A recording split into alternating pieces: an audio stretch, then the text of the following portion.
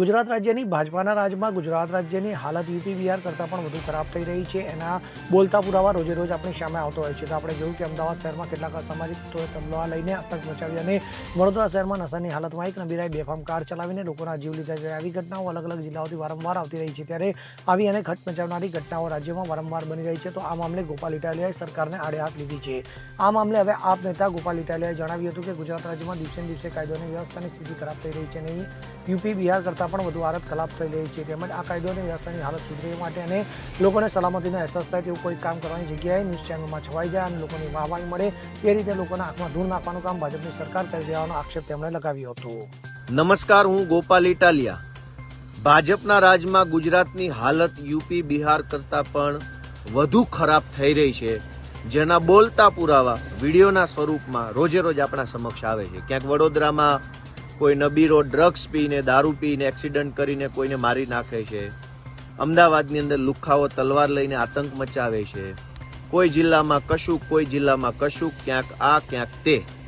અનેક ઘટનાઓ ગુજરાતને હચમચાવી નાખે અને યુપી બિહારના જંગલ રાજની આપણને અહેસાસ કરાવે એવી હદે ગુજરાતમાં કાયદો વ્યવસ્થાની સ્થિતિ કથળી છે.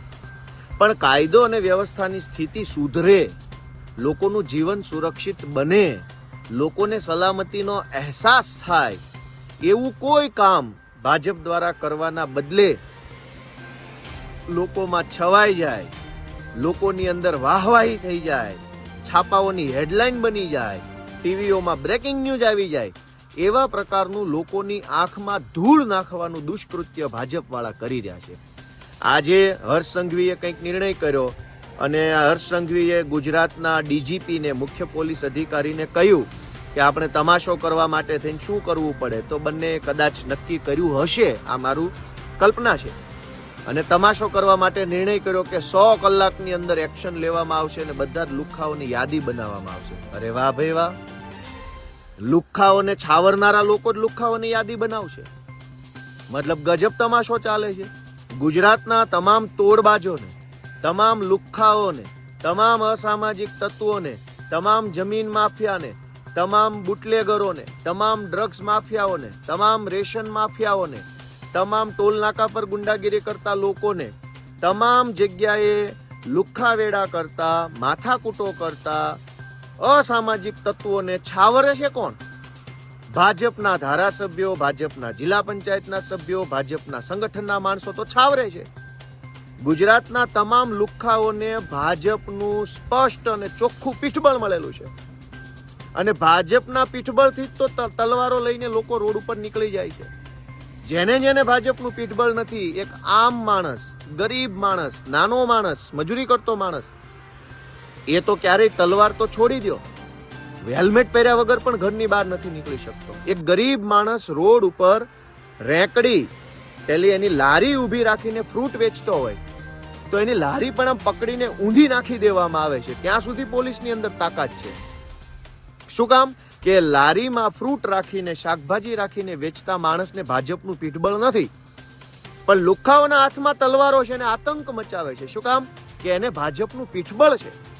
તો ગુજરાતમાં ભાજપની સરકારની નોકરી કરતા ગુજરાતના મુખ્ય પોલીસ અધિકારીને વિનંતી કે જો તમારે લુખ્ખાગીરી ઓછી કરવી હોય, ગુજરાતને યુપી બિહાર બનતું અટકાવવું હોય, તો લુખ્ખાઓનું લિસ્ટ બનાવવાની જરૂર નથી, પણ લુખ્ખાઓને છાવરનારા ભાજપના નેતાઓનું લિસ્ટ બનાવો. અને તમારામાં હિંમત હોય તો ભાજપના નેતાના એક પણ લોકોનો કોલર પકડી બતાવો.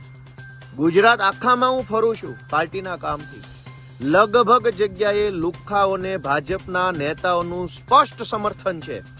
લુખ્ખાઓ ઉપર ભાજપના પોલીસ એફઆઈઆર નથી થવા દેતા. લુખ્ખાઓ વિરુદ્ધમાં એફઆઈઆર લખાવા જઈએ તો પોલીસ એફઆઈઆર નથી લખતી. ધક્કા ખવડાવે, ફરિયાદીને પોતાને ધમકાવે, હેરાન કરે, પણ લુખ્ખાઓની વિરુદ્ધમાં એફઆઈઆરો નથી લખાતી. તો ગુજરાતના માનનીય પોલીસ અધિકારીને વિનંતી છે, ડીજીને, કે લુખ્ખાઓનું લિસ્ટ નથી બનાવવાનું. લુખ્ખાઓને છાવરનારા ભાજપના નેતાઓનું લિસ્ટ બનાવો. ભાજપના નેતાઓ જ આ બધા લફંગાઓને હાંચવે છે. અને તમારે જો તમે મને લેખિતમાં ખાતરી આપતા હોય, હર્ષ સંઘવી અને વિકાસ સહાય લેખિતમાં ખાતરી આપે તો ભાજપના 50 લુખ્ખાઓનું લિસ્ટ હું આપવા તૈયાર છું. મારી પાસે રેડીમેડ લિસ્ટ છે કે જે ભાજપના માણસો 24 કલાક લુખ્ખા વેડા કરે છે, ગુંડાગીરી કરે છે, દારૂ પણ વેચતા હોય છે, બીજા ત્રીજા અસામાજિક પ્રવૃત્તિમાં સંકળાયેલા હોય એવા 50 ભાજપના લુખ્ખાઓનું લિસ્ટ મારી પાસે પડ્યું છે. પણ મને જો હર્ષ સંઘવી કે ગુજરાતના મુખ્ય પોલીસ અધિકારી ડીજી લખીને આપે કે કડક કાર્યવાહી કરવામાં આવશે તો હું લિસ્ટ આપું. એટલે ગુજરાતને યુપી બિહાર બનતું અટકાવવાની કોશિશ કરવામાં આવે. માત્ર તમાશો કરવાની જરૂર નથી. 100 લોકોનું લિસ્ટ બનાવવું, 100 કલાકમાં લિસ્ટ બનાવવું, આ તો તમાશો કરવાની વાત છે. તમાશો નહીં, એક્શન લેવામાં આવે. અને એક્શન શું હોઈ શકે? એક્શન એક જ હોઈ શકે કે એવી કાર્યવાહી કરો કે જિંદગીભર જેલમાંથી છૂટે નહીં. જેલમાં પૂરવામાં આવે ને એવી જેલમાં રાખવામાં આવે કે જ્યાં એ મોબાઈલ પણ ન વાપરી શકે. ભાજપના રાજમાં તો લુખ્ખાઓ જેલમાં ફેસબુક લાઈવ કરે છે. ભાજપના રાજમાં લુખ્ખાઓ જેલમાંથી ખંડણીઓ માગે છે. ભાજપના રાજમાં લુખ્ખાઓ જેલમાં બર્થડે પાર્ટી ઉજવે છે. તો લુખ્ખાઓને પકડીને એવી જેલમાં પૂરો કે જ્યાંથી એ ફેસબુક ન વાપરી શકે, મોબાઈલ ન વાપરી શકે. બાકી તમાશો કરવો હોય, ગુજરાતની આંખમાં ધૂળ નાખવી હોય, ગુજરાતની જનતાને માત્ર છેતરવા માટે કે મેનેજ કરવા માટે જ કરવાનું હોય તો આ 100 લોકોનું લિસ્ટ બનાવું, 100 કલાકમાં એક્શન લઈ લઉં, આમ કરું તેમ કરું, એ તો બોલ બચ્ચન વેડા છે. ગુજરાતમાં તલવારો લઈને નીકળવા વાળી ટોળકીને ભાજપના કયા નેતાનું પીઠબળ મળેલું છે એની તપાસ થવી જોઈએ. તો મારી ગુજરાતના ભાજપના હર્ષ સંઘવીને, ગુજરાતના ડીજીને વિનંતી છે કે તમાશો નહીં, એક્શન લ્યો.